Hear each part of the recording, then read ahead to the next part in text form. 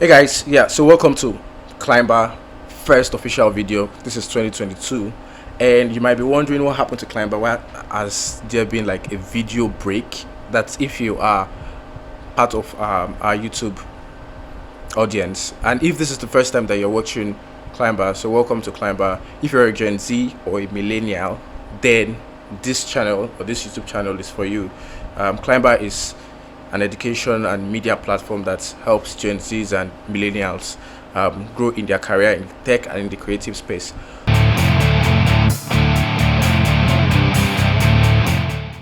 So we have been planning a couple of things that would excite you, and fine, there is a media break, but the first content that we'll be having for 2022 is something that should have been released since February, but nevertheless we had to like really plan it out very well.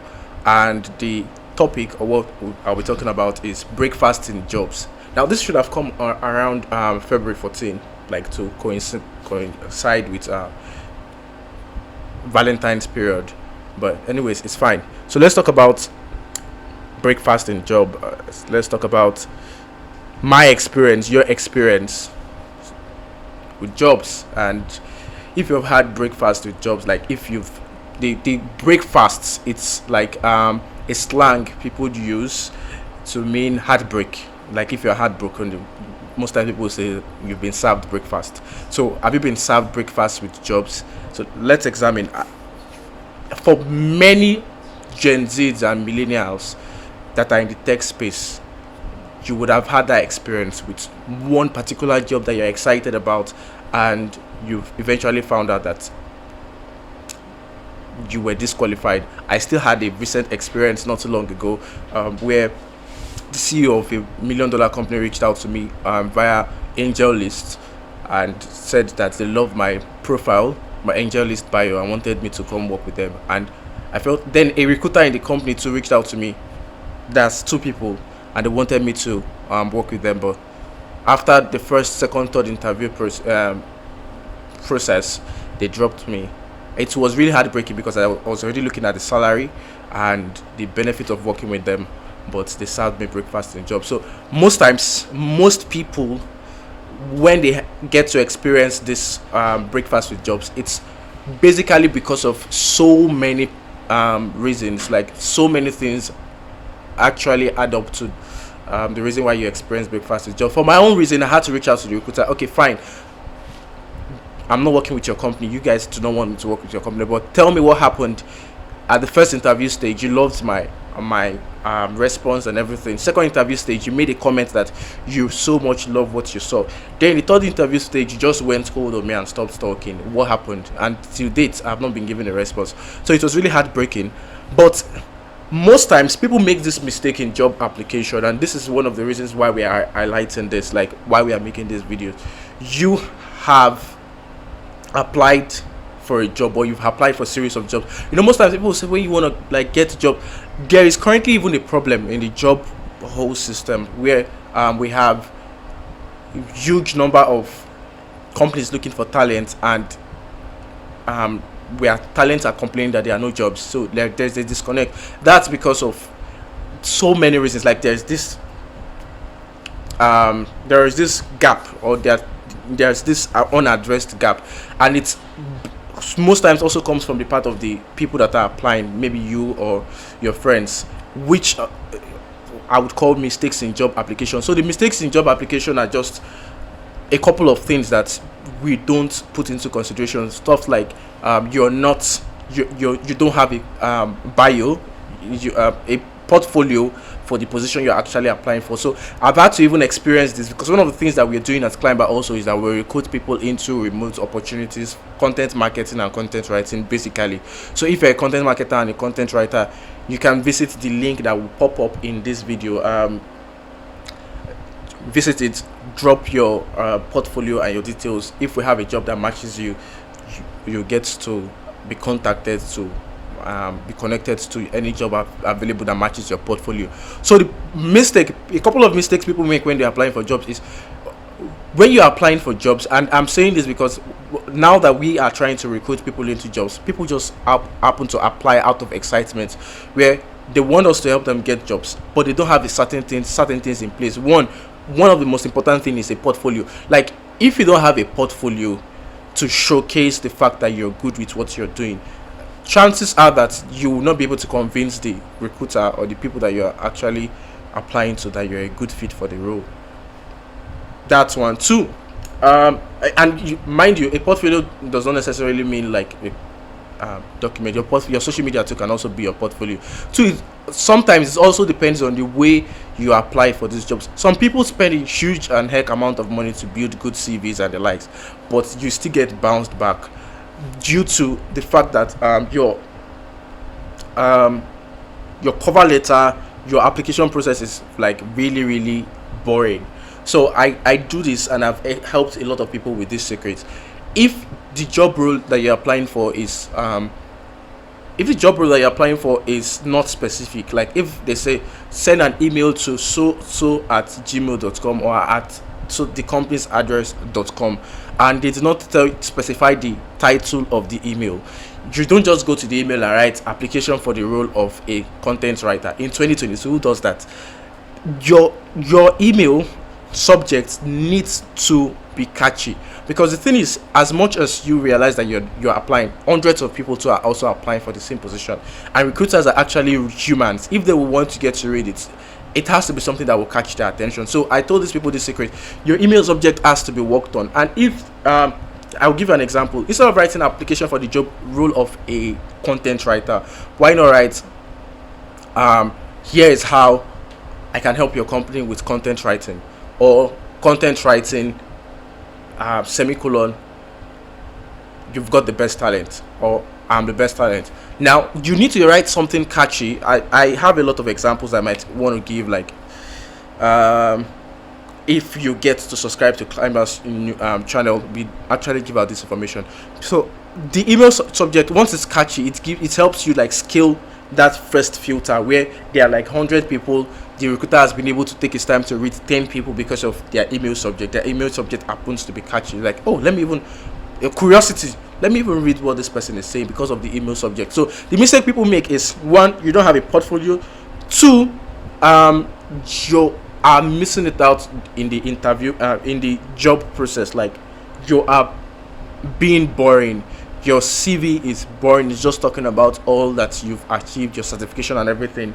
Your cover letter is looking like you are begging for a job. Your cover letter should be very confident, and at the same time should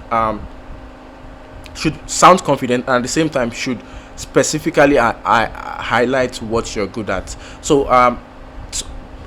the mistakes people make in job application are just few of this, and maybe you've been another mistake people make is they apply at on the wrong platforms.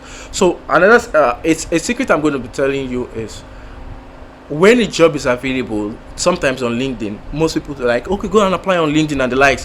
When you go to LinkedIn to try to apply for a job, chances that if you check the job status, there might be like 1,000 persons applying for that job at the same just like you. Now, the chances of getting a job like that is very slim, because, well, you don't know how competent you are compared to every other person on the team that are applying. So people apply for jobs that millions of people are applying for that are too crowded.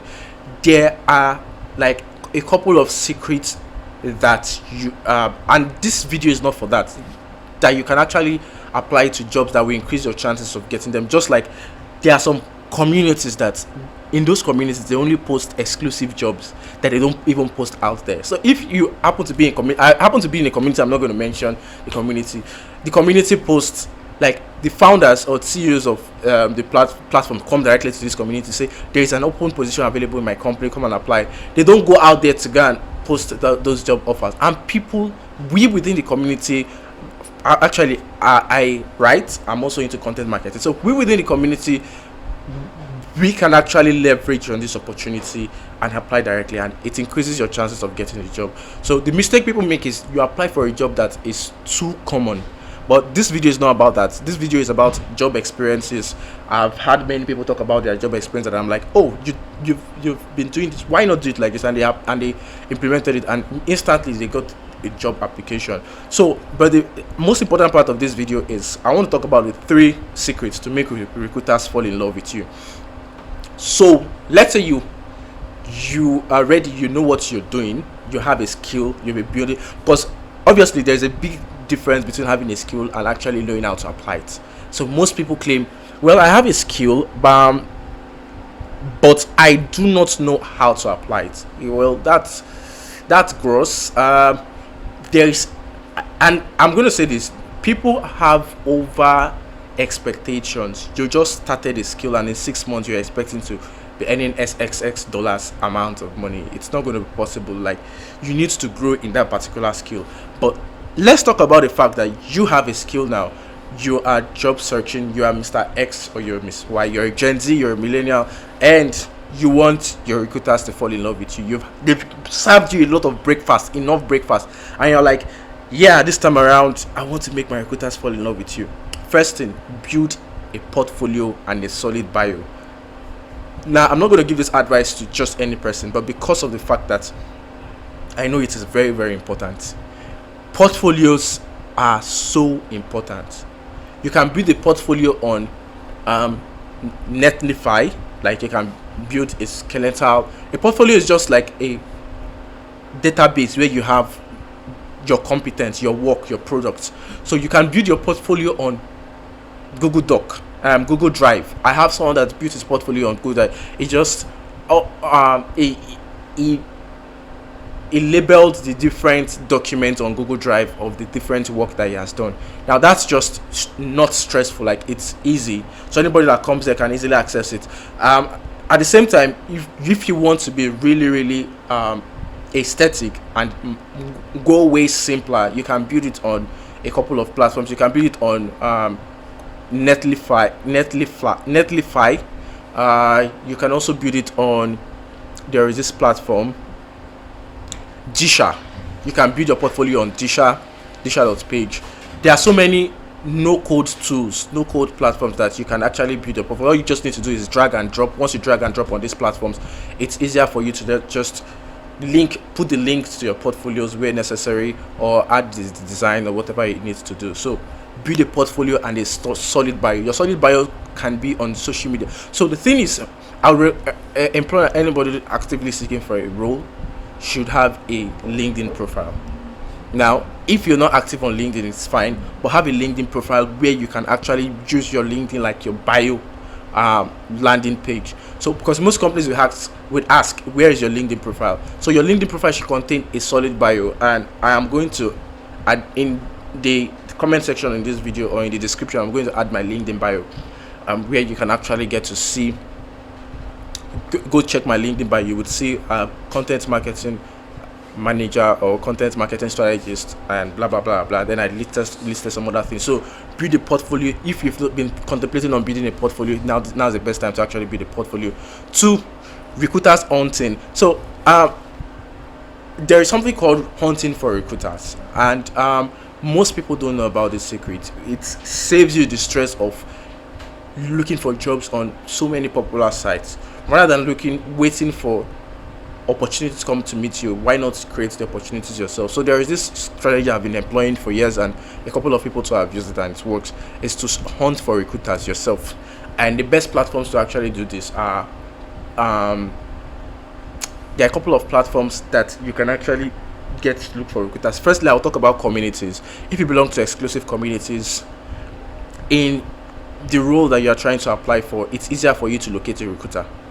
So let's say you're in design. If you belong to a design community, sometimes recruiters happen to be on this particular community. Just like product design, there's this platform. I'm trying to remember the name of the platform. Product Hunt.